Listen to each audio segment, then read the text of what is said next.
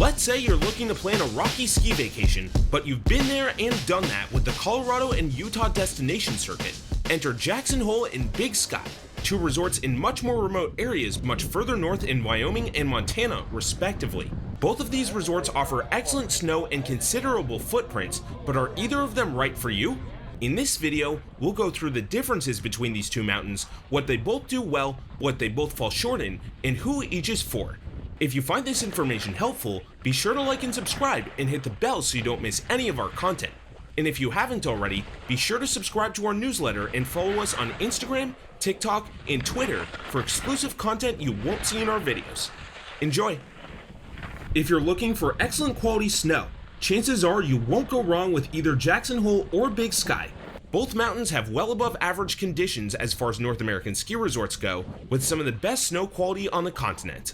But if we had to give the upper hand to one mountain, it would be Jackson Hole, which sees higher annual average snowfall. Powder days are reasonably frequent at both resorts, but if you book a week-long trip to either mountain, there's a better chance you'll have one at Jackson Hole than Big Sky. However, neither mountain is perfectly reliable. Both can see dry spells, and since Jackson Hole primarily faces east, its off-piste terrain tends to get crusty after a few sunny days with no new snow. Big Sky's terrain aspects are better, but only about 40% of its terrain faces north, meaning it's susceptible to this same phenomenon. Big Sky has a huge advantage over Jackson Hole in one category, and that's sheer size. Big Sky is more than twice the size of Jackson Hole, with considerably more terrain to explore, especially for beginners and intermediates. But Jackson Hole is not lacking for terrain diversity, and the resort has more than enough to keep the right guests busy. Big Sky is a chiefly tree-defined resort with a clear tree line and high alpine terrain above that point, while Jackson Hole is a bit more nuanced, with very few thickly forested areas and plenty of glades and wide-open bowl terrain across the mountain. If you have less experienced skiers and riders in your group, Big Sky makes a lot more sense. The resort stands out with some of the best green terrain of any big mountain destination resort, with beginner runs across several distinct peaks and a few pods that are essentially dedicated to green trails. In addition, for the 2023-24 season, the resort has recalibrated its trail ratings to better inform guests which runs are truly appropriate for beginners. In stark contrast, Jackson Hole only has 5 beginner trails across the entire resort, and due to the lack of accessible alternatives, they tend to get congested during peak times. Big Sky also handily beats Jackson Hole for intermediate terrain. The resort offers a substantial variety of blue trails, including some outstanding glades and high alpine bowls that are hard to beat anywhere else. Jackson Hole isn't truly lacking in intermediate trails, but in most mountain areas, blue runs are either traverses, bumped up, or fairly steep for their rating. When it comes to terrain parks, Big Sky also has the upper hand, with numerous parks boasting a variety of features ranging from small to large. Jackson Hole's freestyle experience isn't bad, and it does include small to medium features and a handful of stash parks with unique natural elements, but it pales in comparison to what Big Sky has to offer. The tables begin to turn once one reaches advanced proficiency. While Big Sky offers a strong array of steep, ungroomed trails across its extensive footprint, Jackson Hole truly specializes in it, boasting a significant variety of tenuous runs across essentially every mountain area, complete with long pitches that put a significant strain on one's endurance. Big Sky's advanced and expert terrain technically makes up a higher percentage of the resort's footprint than Jackson Hole's, but Jackson Hole's terrain ratings are much harder than Big Sky's. While a typical Big Sky black might have a fairly steep pitch in some moguls, blacks at Jackson Hole maintain perilous challenges such as bare rock, cliffs, and pitches that would be considered expert level essentially anywhere else. Big Sky's tough pitches are also more concentrated in certain mountain areas, but Jackson Hole's extend across what's basically the entire footprint, meaning guests have the unique opportunity to ski or ride from top to bottom on continuous black diamond terrain. If you want to push yourself to the limit, Big Sky and Jackson Hole both feature some of the most extreme inbound ski terrain in North America. Jackson Hole's double blacks and Big Sky's unprecedented triple blacks are truly dangerous, with these ratings only being awarded to trails in which perfect execution is necessary. One wrong move on one of these trails means risking serious injury or worse. A journey down one of these lines involves mandatory cliffs or straight lining, extraordinary pitches, or significant avalanche danger. Both mountains have instated extra requirements to access a select few of the truly toughest lines. Jackson Hole requires a sign out with patrol to access its daunting S&S Couloir, and Big Sky requires the same for its Big Couloir and North Summit snowfields. Big Sky also requires guests to bring an avalanche beacon and shovel on those runs, but Jackson Hole has no such requirement for S&S. Neither Big Sky nor Jackson Hole offer easy physical access to any of their extremes. The hardest trails at both resorts are concentrated in upper mountain areas, and lift-served access to the summits at both mountains only comes from a low-capacity aerial tram. Both mountains are home to world-class continuous vertical drops of over 4,000 feet, but the tram setups make this full rise impractical to lap at both resorts. This is especially the case at Big Sky, where the full 4,000 foot drop from Lone Peak to the 6-shooter base takes 3 indirect lifts, including the tram, to return from. Jackson Hole's tram carries 100 people per ride and extends the full vertical of the resort. Big Sky's tram has been completely replaced for 2023 and now carries 75 people per ride, up from 15 in the previous cabins. The new tram also sits in a completely different alignment than the old one, making for more convenient access from the base. In recent years, lines at the Big Sky tram have been way better than those for the Jackson Hole tram, and we expect that trend to continue with the new lift as well. However, this circumstance is in large part due to a huge catch. The tram is not included on a normal Big Sky lift ticket, season pass, or icon pass, and access has to be purchased as an extra cost add-on. And these add-ons aren't exactly cheap either.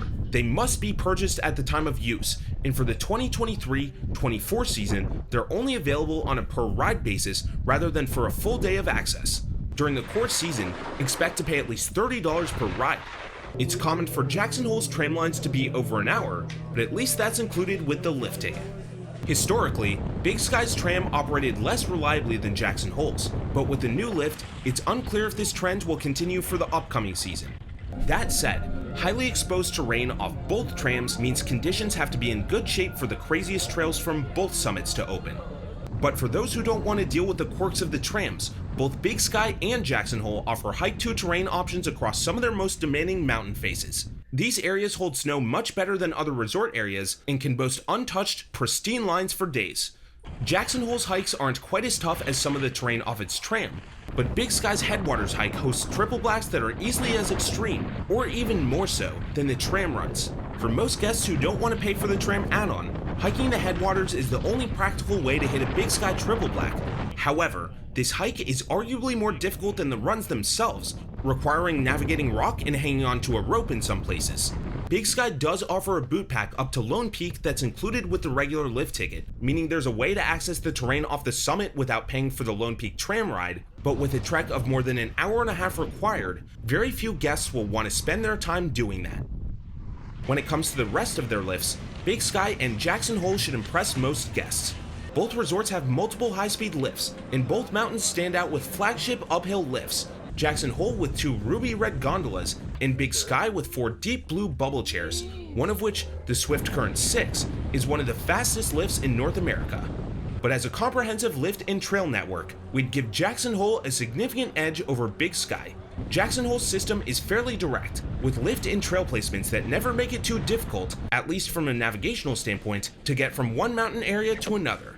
The resort also features key lift redundancies, including 4 out-of-base lifts that diminish choke points, and with the recent Thunder upgrade, there are high-speed lifts in nearly every mountain area.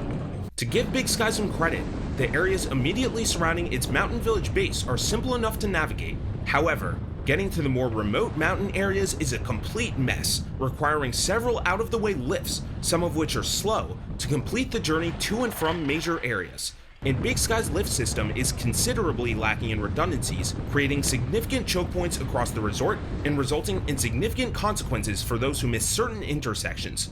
Some of Big Sky's problems can be attributed to the fact that the resort recently acquired the previously independent Moonlight Basin and Spanish Peaks areas, which have not received any meaningful lift upgrades since the mergers were finalized.